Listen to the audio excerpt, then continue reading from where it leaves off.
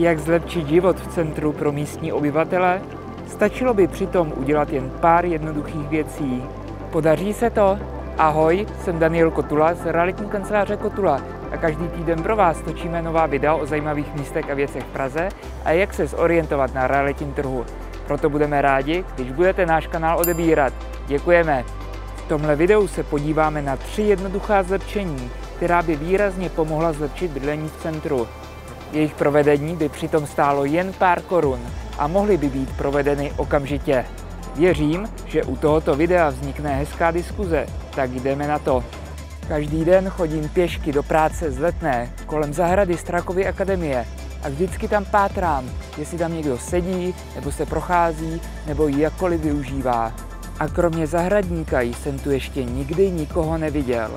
Přitom právě tahle zahrada byla přednedávnem kompletně rekonstruována za 75 milionů korun. To je docela dost peněz za něco, co nikdo nepoužívá, nemyslíte? Přitom s tolika lidmi v centru teď během hlavní turistické sezóny bychom my místní rozhodně ocenili, kdybychom měli nějaký klidnější kout na posezení. Hlavní argument k zavření je tu asi bezpečnostní, přeci jen tu sídlí úřad vlády. Ale u dalších důležitých institucí jsme si vyzkoušeli, že to fungovat může, ať už je to Valdštejnská zahrada vedle Senátu nebo Vojanovy sady u Ministerstva financí. Úplně by stačilo, kdyby ráno někdo tato vrata otevřel a večer zase zavřel. Věřím, že na úřadu vlády pracuje dost lidí, aby se někdo takový našel. Zatím se musíme spokojit s tím, že se sem můžeme podívat alespoň v sobotu. V letních měsících totiž máme možnost tyhle zahrady navštívit, tak se sem určitě stavte. A nám nezbývá než doufat, že to brzy nebude jen jeden den v týdnu a pár dní v roce. My jsme se posunuli jenom o kousek dál na Malostranské náměstí, kde jsem vyrůstal. A vždycky jsem nad zdejším řešením dopravy kroutil hlavou.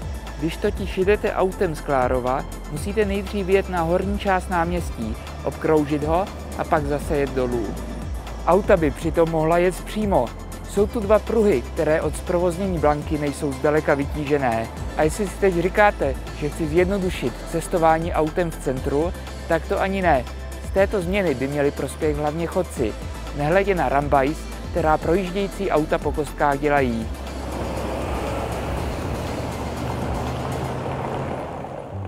Když teď jdete Královskou cestou z hradu, musíte přejít nejdříve tenhle přechod, potom ten u kostela svatého Mikuláše a nakonec ještě 3. přechod v Karmelitské ulici. Kdyby ale auta jezdila dolem, celá horní část by mohla sloužit pro pěší a nemuseli bychom tak kličkovat mezi auty. A kolik by tahle úprava stála? Pár značek a čar na silnici a 1 světla. Žádné stavební náklady za miliony. Asi každý Pražák zná tyhle monitorovací auta s kamerami. Ty měly pomoci vyřešit problém s neoprávněným parkováním. Dneska je potkáte na mnoha místech v Praze, včetně centra, kde jsou parkovací zóny narvané k prasknutí. Ale teď ten zásadní problém. 40% zaparkovaných aut tady nemá povolení parkovat. Tak jak je to možné, když tu pravidelně jezdí to monitorovací auto? Tohle bude možná pro spoustu lidí překvapením. Monitorovací auto jenom vlastně pošle městské policii informaci o tom, že tu stojí auto bez povolení. Ne pokutu. Tu může dát městská policie až potom, co si tu informaci na místě ověří. Jenže policie nestíhá, obzvláště když je těch případů tolik. Takže se řidiči nemají čeho bát.